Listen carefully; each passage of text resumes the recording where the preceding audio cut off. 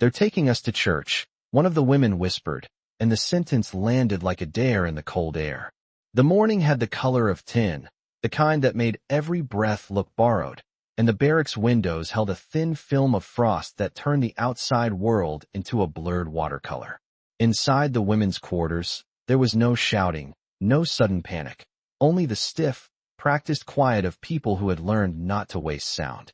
German women POWs moved with the same careful economy they used for everything.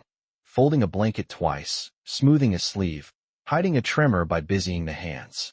The rumor had traveled faster than the wind that skated over the fence line. Not a work detail, not a ration count, not an interrogation.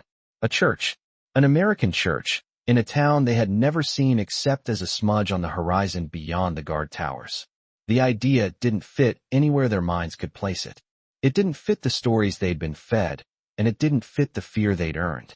Outside, the gate creaked open with a tired metal complaint, and that sound alone was enough to make several women lift their chins as if bracing for the usual outcome of an opened gate. But what stood there wasn't a line of men with harsh faces or a truck bed waiting like a question.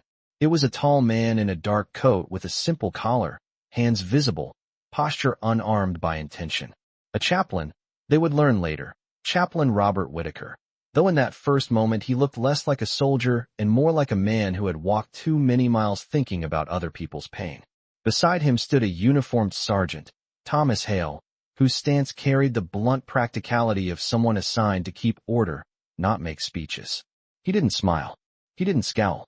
His hand rested near his belt out of habit, not threat, and his eyes moved over the group as if counting, not judging. The chaplain's voice was gentle but plain, shaped by American vowels and a calm that didn't ask for trust. It offered time. "You're invited," he said, and the interpreter, another woman, older, sharper, translated it with the same disbelief she felt. Invited. The words sounded like something from before the war, like a letter with a stamp, like a neighbor who still believed in manners. A few women exchanged glances that carried whole paragraphs. What is this really? What do they want? Who does this help? The sergeant spoke next, short as a snapped thread. "Walk. Stay together. No insults. No performance. Just instructions, like a school crossing." They were told to bring coats. They were not told to hurry. That, too, was unsettling. When the women stepped outside, the cold caught them at the throat. Their boots pressed the packed dirt into shallow prints, and each step felt like entering a story written by someone else. The fence line ran beside them, then fell away as they moved toward a waiting vehicle that looked almost ordinary. An army truck, yes, but clean enough to suggest someone cared about details. The town road beyond the camp was narrow, edged with bare trees and fields that lay flat and patient under a pale sky. In the distance, a white steeple rose like a single finger pointing upward, too calm for the world it occupied. The women sat close, shoulders touching, the warmth of one body borrowed by another. No one spoke above a murmur. No one dared to hope. The shocking part wasn't the destination. It was the absence of cruelty on the way there. Every mile, they waited for the twist that would explain the kindness.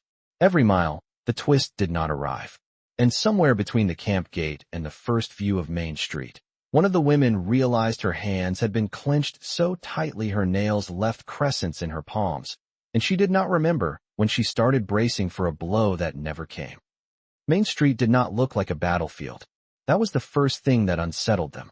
It looked like a Saturday that had been interrupted, not destroyed, with storefront windows holding simple displays and a barbershop pole turning slowly as if time still had the right to be ordinary.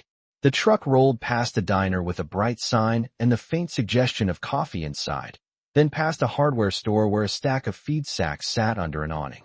The women kept their eyes lowered at first, then lifted them in small, careful increments, as if sunlight itself might be a trick. On the sidewalk, a boy in a cap paused with a paper bag in his arms and stared without blinking. "Hey!" Woman carrying a basket stopped short, her mouth tightening as she took in the sight of them. There were no shouts, no thrown stones, no grand gestures. Instead, there was the American kind of curiosity that could be as sharp as any accusation because it did not bother to hide itself. Sergeant Thomas Hale sat near the cab, posture steady, as if he could anchor the whole scene simply by refusing to be rattled. He did not look at the townspeople long enough to invite conversation. Chaplain Robert Whitaker rode in back with the women, standing to keep his balance, one hand on a rail, the other open and empty. When the truck slowed near the white church, the steeple rose above them like a clean line drawn against the sky. The building looked freshly painted, its clapboard siding bright even under winter light. A small sign out front announced the service time in neat black letters, and beneath it someone had placed a wreath that was slightly crooked, as if hung in a hurry and then forgotten. The truck stopped, and for a breath the women did not move, because stopping usually meant something came next that they would not like. Then Hale spoke, not louder than needed. Down. Together. He stepped first, boots crunching gravel, scanning the area with the practiced glance of a man who counted exits without meaning to. Whitaker followed, turning toward the women with a quiet nod that did not demand gratitude. One by one they climbed down, coats pulled tight, shoulders tucked inward, their bodies remembering fences even when none were close. The church steps were only a few feet away, but the distance felt like a mile, measured in stairs. Across the street, a man leaned on the hood of a truck, arms crossed. A teenage girl slowed her bicycle and then pedaled away as if she had touched something hot. The women kept their hands visible, fingers curled into sleeves, avoiding eye contact in the way of people who had learned that a glance could be misread. At the door, an older American woman waited with a stack of folded cloths draped over her forearm, her hair pinned back in a practical twist. Mrs. Eleanor Price did not look like a hero. She looked like the kind of person who knew how many chairs were needed before anyone asked. Her eyes flicked over the group, then softened in a way that was not sentimental, just decided. She held out the cloths without flourish. For the cold, she said. The interpreter repeated it, and the words sounded almost wrong in German, too simple to carry suspicion. One of the prisoners hesitated, then accepted a cloth as if it might dissolve. The fabric was clean, smelling faintly of soap, and that small scent did something the women were not prepared for. It made the world tilt toward a memory of kitchens and wash basins and hands that worked for reasons other than survival. Whitaker opened the door and stepped inside first, letting the warmth spill out. He did not stand aside like a guard.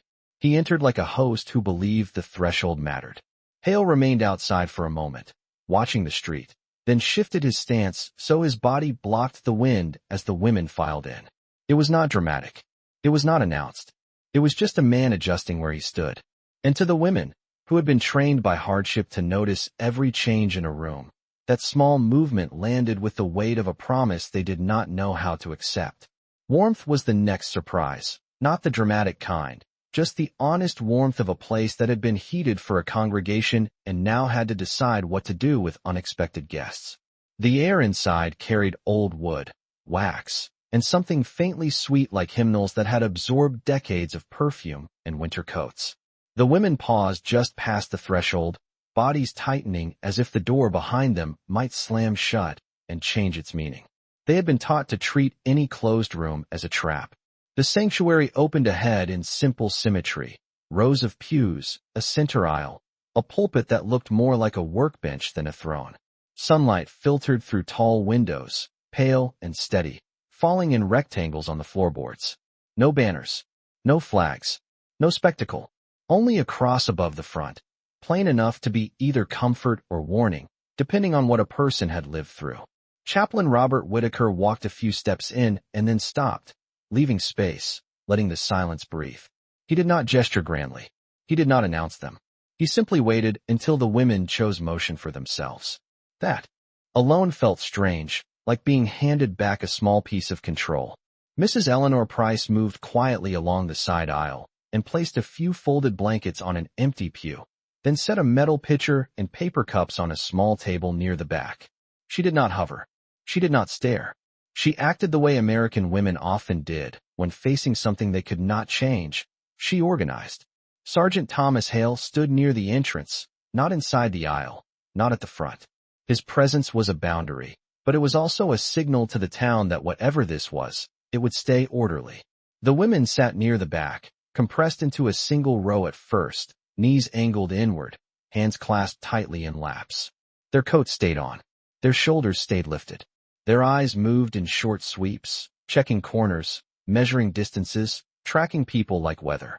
A few American congregants were already there, filing in with cautious steps, glancing toward the back, and then away as if caught looking.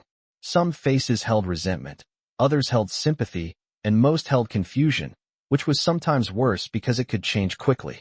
In the women's minds, the old slogans returned uninvited, drilled into them by radios and posters, and the hunger for certainty. Americans will mock your prayers. Americans will force your mouth to speak their words. Americans will use your faith to make you kneel. None of those fears sounded logical in the quiet sanctuary, and that was the problem. Fear did not need logic. It only needed memory.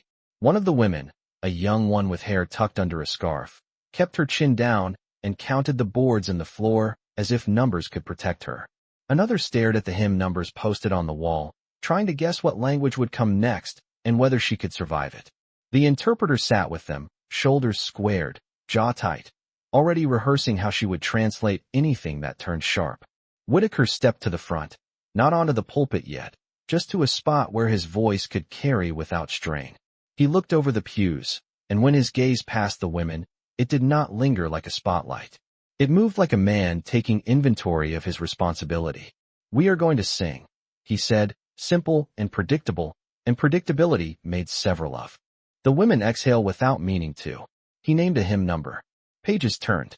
The first notes rose, not polished, just human, and the sound filled the room with something that was not demand. The women did not sing. They did not open their mouths. They listened, rigid, waiting for the moment the music would become a test. But as the voices blended, something else happened. The Americans sang about mercy as if they meant it, and no one turned around to see whether the prisoners were impressed. The women's reaction was not tears or sudden forgiveness. It was smaller and stranger. A hand loosened on a coat sleeve. A shoulder lowered half an inch. A gaze lifted, just long enough to meet the colored light in the window, and then looked away again, startled by how harmless it was. In that sanctuary, the war did not disappear. It just stopped shouting long enough for them to hear what quiet sounded like. After the hymn ended, the room did not snap back into noise. It softened into that American church hush where people shift in their seats, clear their throats, and pretend they are not watching one another. Chaplain Robert Whitaker stepped behind the pulpit, rested both hands on its worn edge, and looked down at a sheet of paper as if the words mattered enough to be handled carefully. He did not begin with politics. He did not mention nations or leaders. He began with a passage about strangers and welcome, spoken in a calm voice that carried without force. The women listened for the trap in every sentence, trained by years of slogans to expect hidden blades inside gentle words. But his tone stayed steady, neither pleading nor accusing. When he spoke of forgiveness, it was not aimed at them like an instruction. It was aimed at the room like a mirror. A few congregants nodded automatically, the way people do when they have heard a familiar verse, and then realized what that nod might mean today, with prisoners sitting in the back pew, and their faces turned forward like statues trying to be invisible. Whitaker paused, letting silence settle, and then said something that made the interpreter sit straighter. "We will not ask anyone to perform," he said. "We will not ask anyone to prove anything." The interpreter translated it under her breath, and the German word sounded almost too plain to carry such weight. Perform. Proof. Those were the two verbs the women had been living under, even in captivity. A man in the second row shifted uncomfortably, as if he had expected a simpler Sunday. Mrs. Eleanor Price moved again, quietly, to the table at the back, pouring from the metal pitcher into paper cups. The liquid steamed, and that thin ribbon of steam drew the women's eyes more than any sermon could. Coffee meant home and work and mornings that began by choice. It meant hands wrapped around warmth for no reason other than comfort. The interpreter noticed and swallowed hard, as if swallowing a word she did not want to say. Sergeant Thomas Hale remained near the door, arms loose at his sides, his gaze roaming the sanctuary with the same measured attention he used at the camp, but now it looked different. Here he was not guarding against escape. He was guarding against cruelty. Whitaker ended the reading with a simple invitation for prayer, and then he did something that unsettled the room more than any dramatic gesture would have. He stepped down from the pulpit and sat in the first pew, head bowed. He put himself lower than everyone else, as if to say the front of the church was not a stage. He did not watch the women to see whether they complied. He watched the floor. The congregants followed, some slowly, some quickly, heads lowered, hands folded. The women in the back froze. Prayer had been used on them before as a weapon, something recited over them to claim them. Their bodies remembered that. Their minds raced through the old warnings. Do not kneel for them. Do not let them see your fear. Do not let them rewrite you. One of the women lifted her eyes and saw Mrs. Price, standing beside the back pew, not praying loudly, not putting on a show, just holding a cup of coffee in both hands as if it were a responsibility. The older woman's lips moved, but no sound came. It was private, not performative. That difference landed somewhere deep. The women did not bow their heads at first. Then, slowly one did. Not because she had been told. Because the room had made space for choice, and choice was a language she had almost forgotten. Another woman did not bow her head, but she unclenched her jaw. The interpreter kept her eyes open, alert, but her shoulders lowered a fraction. Outside, wind tapped the stained glass with small, impatient fingers, and inside, the world held its breath without asking anything in return. The shocking part was not that Americans prayed. It was that they prayed without requiring the prisoners to become a story that made them feel righteous. The service ended the way it began, without spectacle, with people standing and sitting and gathering their coats as if the world outside had not been at war for years. That ordinary motion was its own kind of confession. Mrs. Eleanor Price moved first, as if she could outrun awkwardness by giving everyone a task. She set the paper cups in a neat line and slid a plate of sliced pound cake onto the table, the kind baked from a recipe that did not require ration books to feel precious. The smell of coffee spread into the back pews and made the women's stomachs tighten, not from hunger alone, but from the shock of something familiar in a place that was supposed to be foreign. Chaplain Robert Whittaker stayed near the front at first, speaking quietly with an older deacon, then drifted toward the aisle with the patient pace of a man who did not believe in cornering anyone. Sergeant Thomas Hale opened the church door to let a few congregants pass, and then stepped back into place, his attention steady, his expression unreadable but not hard. The women waited, as if waiting would keep them safe. In the camp, you survived by not being first to reach for anything. Here, that instinct made them statues, lined up in a back row, watching American hands lift cups and break cake, as if those motions were not loaded with meaning. A few congregants approached the table and then paused, eyes flicking toward the prisoners, uncertain whether offering food would be seen as kindness or insult. The air filled with half-starts and swallowed words. Mrs. Price solved it the way she solved most things, by acting. She picked up a cup, filled it, and walked directly to the back pew with calm steps that did not ask permission from anyone's opinion. She stopped at the end of the row and held the cup out. Not too close, not too far, as if she understood the importance of distance. Coffee, she said, simple and American. The interpreter translated, and the German word sounded less like a gift than like a test, because gifts had consequences in their world. One of the women stared at the cup as if it might be a trick. The steam curled upward in a thin ribbon, the kind that used to rise from kitchen mugs on mornings when the radio played music instead of announcements. Mrs. Price did not push. She just kept holding the cup, steady hands, quiet eyes. After a long moment, a prisoner reached out and took it with both hands, careful not to touch the American woman's fingers, careful not to look too grateful. The heat traveled through the paper and into her palms, and her shoulders dipped as if her body recognized comfort before her mind allowed it. Mrs. Price nodded once and offered cake next, a small slice on a napkin. Around them, the room exhaled. Not everyone softened, but the tension shifted, like a rope loosening by one knot. A teenage boy who had been staring too openly lowered his gaze and pretended to study the hymn board.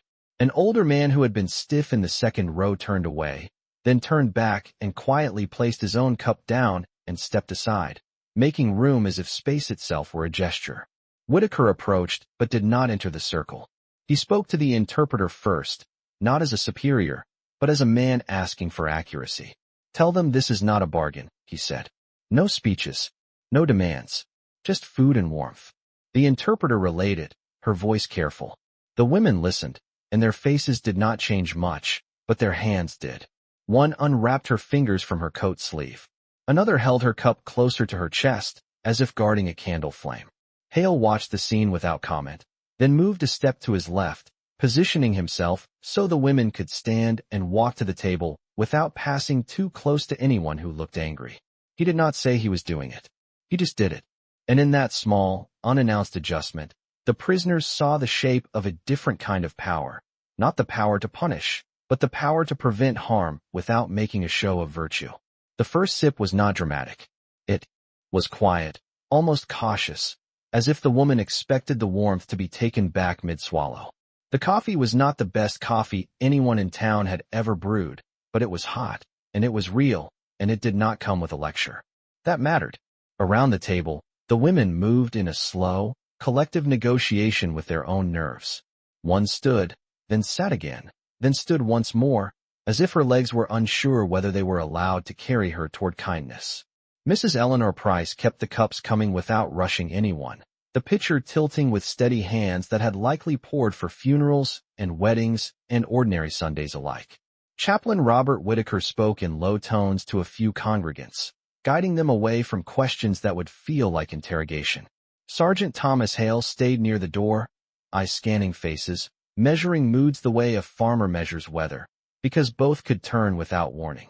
A middle-aged man with a tight jaw approached the refreshment table and stopped short when he realized a prisoner had moved closer.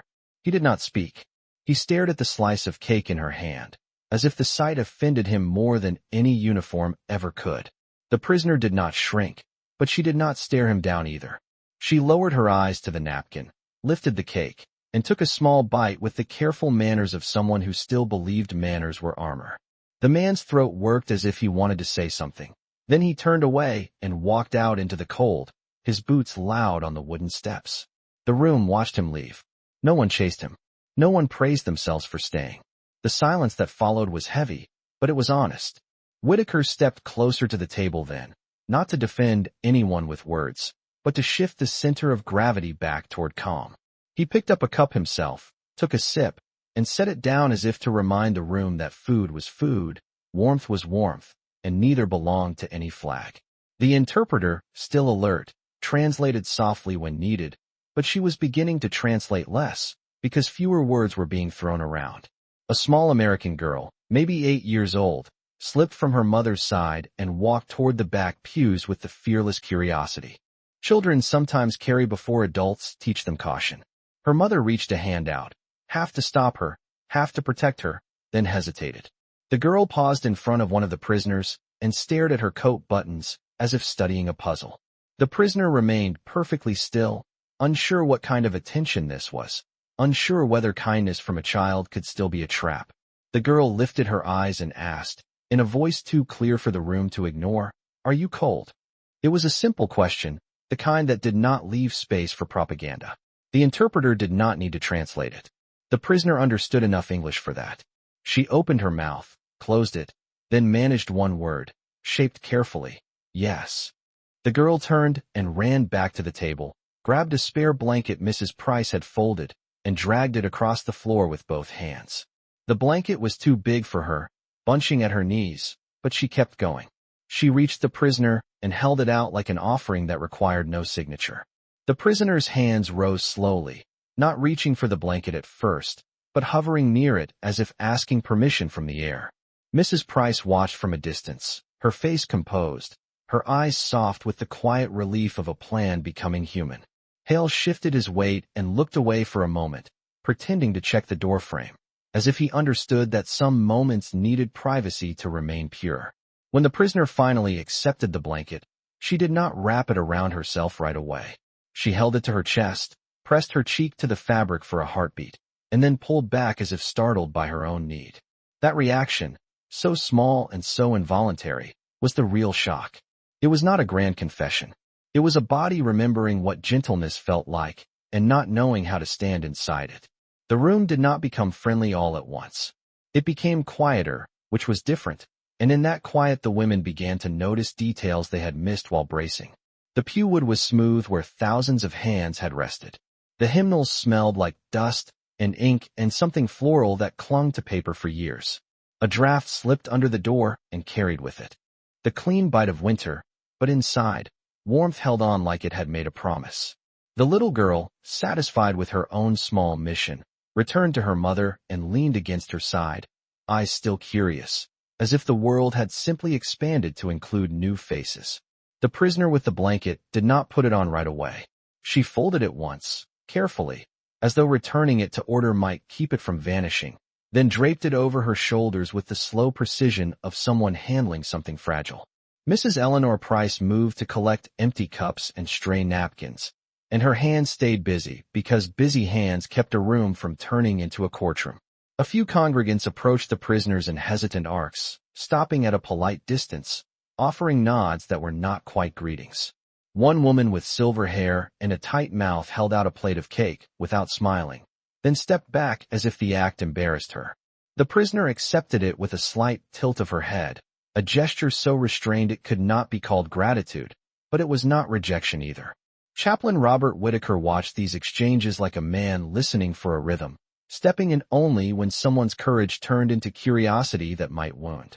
He guided conversations away from questions about the front, away from the kind of details that could turn personal pain into spectacle.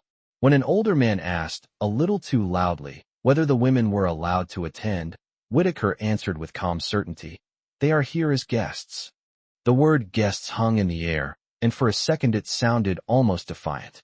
Sergeant Thomas Hale heard it and did not react, but his gaze flicked toward Whitaker with something like recognition. Words mattered in war. Hale knew that. He also knew that some words could change a room without firing a shot. Near the back pews, the interpreter spoke quietly to the women, translating only what was necessary, keeping the rest in her own mouth to prevent misunderstandings. One prisoner, older than the rest, studied the cross at the front, then the American faces, then her own hands. She did not look like someone waiting for rescue. She looked like someone deciding whether the world still contained rules worth obeying. Mrs. Price returned with the coffee pitcher and paused beside her, not forcing conversation, just standing there as if offering the comfort of another human presence. The prisoner glanced up and said a single word, thick with accent but clear, "Thank you." It was the kind of phrase that could be automatic, but her voice was not automatic. It was careful, like a coin placed on a counter with exact change. Mrs. Price nodded once and answered, "You are welcome," as if she had been taught long ago that politeness was not the same as agreement, and kindness was not surrender. At the front of the sanctuary, a small group began to sing again, not a full hymn this time, just a simple chorus the congregation knew by heart. The sound was softer, less formal, and it drifted toward the back like a blanket of its own. The prisoners did not sing, but one of them hummed a single note under her breath without realizing it, the note catching in her throat as soon as she heard herself. Her eyes widened, and she stopped, as if she had betrayed something. No one noticed. Or if they noticed, they did not punish her with attention. That was the second shock, not being made into a lesson. Hale checked his watch and gave a small nod to Whitaker, a signal that time was moving. The women began to gather themselves, pulling coats tighter, folding blankets with careful hands. As they stood, the little girl waved, quick and simple, and one prisoner, after a long hesitation, lifted her fingers in a small, restrained wave back. It was barely a gesture. It was not peace. It was not forgiveness. It was a recognition that two people could share a moment without taking something from each other. And in a world shaped by loss, that was a kind of courage. They stepped back into the cold as if leaving a room where the rules had briefly changed. The church door closed behind them with a soft click, not a slam, and that sound followed them down the steps like a question that would not be answered today. On the sidewalk, the winter air cut clean and sharp, and the women pulled their coats tighter, blankets folded in their arms as if carrying proof that warmth had happened. Sergeant Thomas Hale moved first, taking his place near the truck with a glance that counted heads and scanned the street. He did not hurry them. He did not bark. He simply held the perimeter with the quiet competence of someone who understood that dignity could be protected the same way order was protected, by staying steady. Chaplain Robert Whitaker walked with them to the curb, his hands clasped in front of him, posture relaxed but attentive. He did not offer speeches. He offered presence. Mrs. Eleanor Price stood at the church steps, watching as if she wanted to make sure the women reached the truck without being swallowed by the town's opinions. Across the street, the man who had leaned on the hood earlier was gone, But another cluster of townspeople had gathered at a distance, hands in pockets, faces drawn tight by wind and uncertainty. They looked at the prisoners the way people look at a storm line on the horizon, trying to decide whether to fear it or ignore it. One woman in a wool hat stared hard, then turned and spoke to her friend, lips moving quickly. The prisoners did not need the words to feel the heat behind them. They climbed into the truck bed and sat close again, shoulders touching, blankets tucked between knees. The interpreter sat among them, eyes alert, as if the town might throw a sentence like a stone. Hale signaled the driver, and the truck rolled forward, tires crunching gravel, then humming on pavement. Main Street passed again in reverse. The diner, the hardware store, the barber shop pole turning like it had never paused. This time the women looked out more, not boldly, but long enough to take in the world without flinching. A man exiting the diner held the door open for a stranger without thinking, and the simple courtesy felt unreal, like a scene from a life the prisoners had misplaced. The little girl from the church appeared at the corner with her mother, and she waved again, quick and bright. One prisoner stared at the wave as if it were a language she did not know how to speak. Then, after a delay, she lifted 2 fingers in a small reply, her hand trembling slightly, not from fear alone, but from the unfamiliar act of responding. Chaplain Whitaker watched from the curb as the truck moved away, then turned back toward the church. His face held no triumph, only the tired focus of a man who knew. This was not a single moment to be celebrated, but a standard to be repeated. Hale sat forward in the truck, eyes on the road, jaw set, as if carrying something heavier than responsibility now. He had not changed sides. He had not softened into sentiment. But he had watched a room full of Americans choose restraint, and he had watched a group of prisoners struggle to accept kindness without believing it was a trap. That struggle stayed with him. At the edge of town, the road narrowed, bare trees lining both sides like silent witnesses. The camp fence came into view again, the familiar geometry of wire and posts and rules. The women's bodies tightened by reflex, shoulders lifting, hands returning to their old positions. The truck slowed at the gate. A guard glanced in, then away, his face neutral. Procedures resumed. But something had shifted inside the women, and it was not faith, not loyalty, not anything that could be measured in slogans. It was a new kind of expectation, dangerous and fragile.